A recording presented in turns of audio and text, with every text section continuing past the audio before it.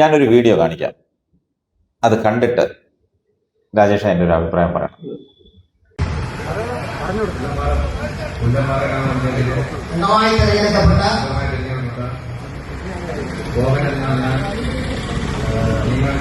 നടപ്പിലാക്കിയ ഇന്ത്യൻ ഭരണഘടനയുടെ യാഥാർത്ഥ്യം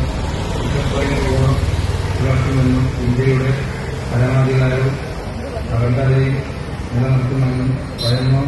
കൂടാതെ മതമോ വിദ്യാഭ്യാസമോ കൂടാതെ ഞാൻ എൻ്റെ ഔദ്യോഗിക കൃത്യനിർവഹണമോ നിർവഹിക്കുമെന്നും വിശ്വസ്തയും കുറയുന്നു പരമാധികാരവും കഴിവും പ്രയോഗിക്കുമെന്നും നിർവഹിക്കുമെന്നും ഇന്ത്യ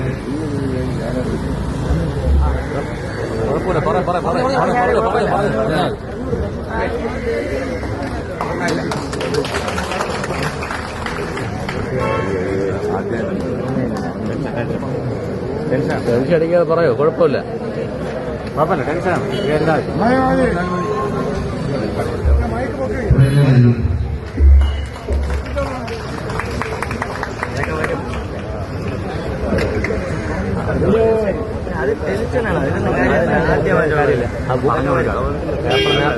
കണ്ടല്ലോ, ഇതാണ് ഇവിടുത്തെ അവസ്ഥ.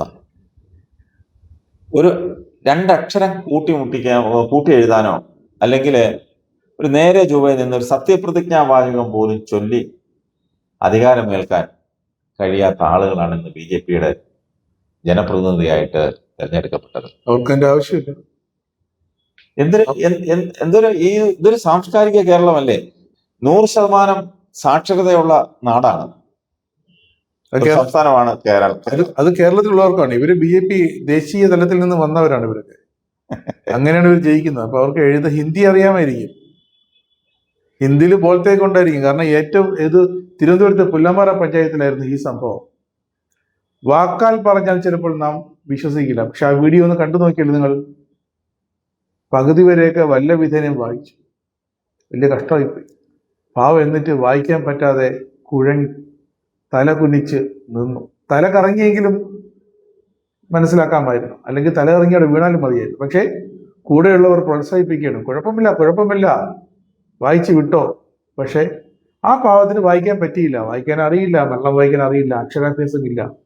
പക്ഷെ BJPയുടെ സ്ഥാനാർത്ഥിയായി അവിടെ നിർത്തി ജയിക്കുകയും ചെയ്തു. അവരുടെ ഭാഗ്യത്തിന് തിരിച്ച് കസേരയിൽ പോയി ഇരുന്നു. വിവശനായിട്ടാണോ വിഷണ്ണനായിട്ടാണോ അതോ ദുഃഖിതനായിട്ടാണോ എന്നറിയില്ല, തന്റെ കസേരയിൽ പോയി ഇരുന്നു. പിന്നീട് കസേരയിൽ നേരെ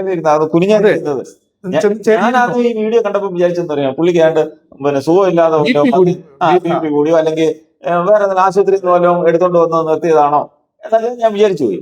പക്ഷെ ഇത് മൊത്തം കണ്ടപ്പോഴേ എനിക്ക് അതിന്റെ ഒരു ഇത് മനസ്സിലായത്. രണ്ടാമത് എഴുന്നേറ്റ് വന്നിട്ട് മന്ത്രം പറയുന്നതിൽ എന്തോ പറയും. പക്ഷെ ഞാൻ ആദ്യം കേട്ടപ്പോൾ പുള്ളി ഇന്ന് മന്ത്രം പറയുന്ന പോലെ തോന്നിയത്. BJP അംഗം ഒരു മന്ത്രത്തിന്റെ രൂപത്തിൽ സംസ്കൃത ഭാഷയിലൊക്കെ തിരുവനന്തപുരത്ത് കരമനജിത്ത് എന്നിട്ട് കൗൺസിലർ സംസ്കൃതത്തിലാണ് സത്യപ്രതിജ്ഞ ചെയ്തത്. അതുപോലെ അങ്ങനെ എന്തെങ്കിലും സംസ്കൃതമോ തുളുവോ എന്തെങ്കിലും ഒരു പുതിയ ഭാഷയോ ഒക്കെ ആയിരിക്കും എന്ന് വിചാരിച്ചു. പക്ഷെ അത് വ്യക്തമാവുന്നില്ല, പറയുന്നത് വ്യക്തമാവുന്നില്ല. പക്ഷെ കൂടെയുള്ളവർ പറയുന്നുണ്ട് വിഷമിക്കേണ്ട. പിന്നെ കുറെ കൗൺസിലർമാര് പിറകില് ഖദറും ഒക്കെ ഇട്ടുകൊണ്ട് നിരന്നിരിപ്പുണ്ട്. ചെയ്യാൻ അവർക്ക് എന്താണെന്ന് മനസ്സിലാക്കാത്തത് കൊണ്ടാണോ അതോ അവരൊന്ന് കമാന്ന് രക്ഷ മിണ്ടുന്നില്ല. ഇനി അങ്ങോട്ട് 5 വർഷം ഞങ്ങളുടെ അവസ്ഥ എന്താകുമെന്ന് ഓർത്ത് പേടിച്ചിരിക്കും. എന്തായാലും സാംസ്കാരിക കേരളം, സാക്ഷര കേരളം എന്നൊക്കെ ഇടത് സർക്കാർ കിടന്ന് വീം വിളക്കുന്നുണ്ട്. പക്ഷെ നിങ്ങൾ BJPക്കാരെ അക്ഷരം പഠിപ്പിക്കാത്ത വലിയ കഷ്ടമായിപ്പോയി. ഇലക്ഷൻ കമ്മീഷൻ പറഞ്ഞിരിക്കുന്നത് ബധിരനും മൂകനുമാണെങ്കിൽ അയാൾ ഈ തെരഞ്ഞെടുപ്പിൽ മത്സരിക്കാൻ അയോഗ്യനാണ് എന്നാണ്. പക്ഷേ വിദ്യാഭ്യാസമില്ലെന്നോ അക്ഷരാഭ്യാസമില്ലാത്തതാണെന്നോ അവർക്കൊന്നും അയോഗ്യതയില്ല. അത് തന്നെയാണ് ഏറ്റവും വലിയ പ്രശ്നം.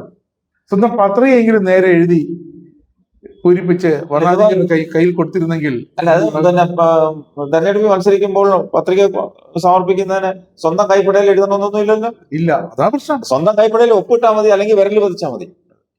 അതിന് പോലും ഇല്ല. പക്ഷെ ഇതൊക്കെ ഈ സാംസ്കാരിക കേരളത്തിൽ ഇതൊക്കെ വളരെ മ്ലേച്ഛമാണ്. ഇതൊക്കെ ഒരു യോഗ്യത വെക്കണം, മിനിമം യോഗ്യത, വിദ്യാഭ്യാസ യോഗ്യത, മിനിമം വിദ്യാഭ്യാസ യോഗ്യത. ഒന്നുമില്ലെങ്കിലും അക്ഷരം കൂട്ടി വായിക്കാനെങ്കിലും അറിഞ്ഞിരിക്കണം എന്നുള്ള ഒരു വാചകവും കൂടി ഉൾപ്പെടുത്തണം. ഇലക്ഷൻ കമ്മീഷൻ കൃത്യമായി അതെങ്കിലും ഒന്ന് ചെയ്യണം. ഇത് നമ്മുടെ ഇലക്ഷൻ കമ്മീഷനാണ്, സ്റ്റേറ്റ് ഇലക്ഷൻ കമ്മീഷനാണ് ഈ പറഞ്ഞിരിക്കുന്നത്. ഇത് നാഷണൽ ഇലക്ഷൻ കമ്മീഷനാണെങ്കിൽ നമുക്ക് മനസ്സിലാക്കാൻ പറ്റും. ദേശീയ കമ്മീഷൻ ആയിരുന്നെങ്കിൽ നമുക്ക് മനസ്സിലാക്കാം. അവര് ബീഹാറിലും യുപിയിലും ആസാമിലും കേരളത്തിലുമൊക്കെ ഒരേ നിയമമാണ്, അക്ഷരാഭ്യാസം വലിയ സാരമില്ലെന്ന്. പക്ഷേ സാക്ഷര കേരളത്തിന്റെ ഒരു IAS ഉദ്യോഗസ്ഥൻ, സാക്ഷര കേരളത്തിലെ കേരള കേഡറിലെ ഒരു IAS ഉദ്യോഗസ്ഥൻ സ്റ്റേറ്റ് ഇലക്ഷൻ കമ്മീഷണറായ ആ തെരഞ്ഞെടുപ്പ് ബോഡിയുടെ കീഴിലുള്ള ഒരു ദുര്യോഗമാണിത്.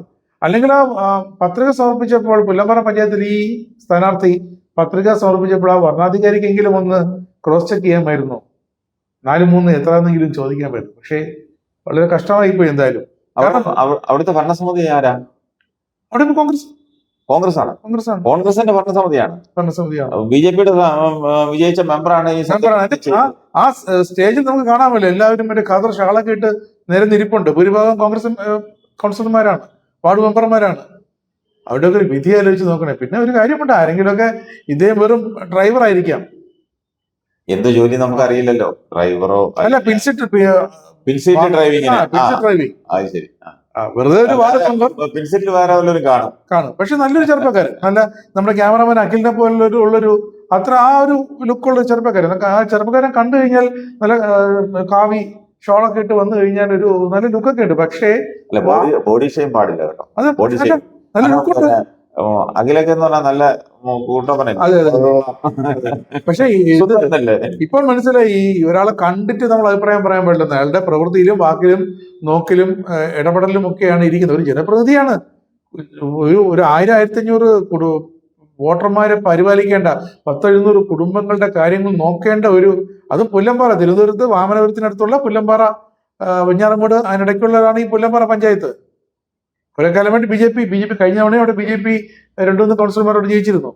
പുല്ലമ്പാറ പഞ്ചായത്താണ് ഈ ദുര്യോഗം. അത് തിരുവനന്തപുരത്തിലാണ് ഈ ദുര്യോഗം എന്ന് ഓർക്കുമ്പോൾ, തിരുവനന്തപുരം ജില്ലാ പഞ്ചായത്തിലേക്കാണ് ജില്ലാ പഞ്ചായത്തിന്റെ കീഴിലാണ് ഈ ദുര്യോഗം വന്ന് പതിച്ചതെന്ന് ഓർക്കുമ്പോൾ, അടുത്ത തവണയെങ്കിലും അക്ഷരാഭ്യാസം ഉണ്ടോ, എഴുതാനും വായിക്കാനും അറിയാമോ, എന്നല്ലാതെ സ്വന്തം പേരെഴുതി ഇംഗ്ലീഷോ മലയാളത്തിലോ ഒപ്പിടാൻ അറിയുമോ എന്നെങ്കിലും ആ വർണ്ണാധികാരി ഒന്ന് ശ്രദ്ധിച്ചിരുന്നെങ്കിൽ ഇത്ര നാണക്കെട്ടുണ്ടാവില്ല.